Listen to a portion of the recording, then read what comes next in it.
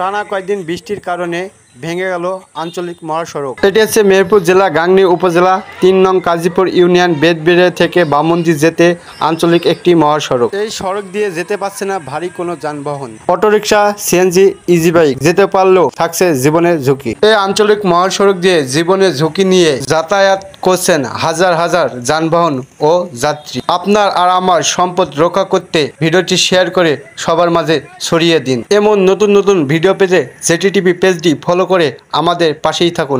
কদিন বৃষ্টির কারণে রাস্তা ভাঙ্গি একবারে হয়ে গেছে। মেম্বার চেয়ারম্যান রাস্তাটা ঠিক করেছিল, তারপরে আবার ধরো যে পাথর দিয়ে ভেঙে গেছে অতিবৃষ্টি হওয়ার কারণে।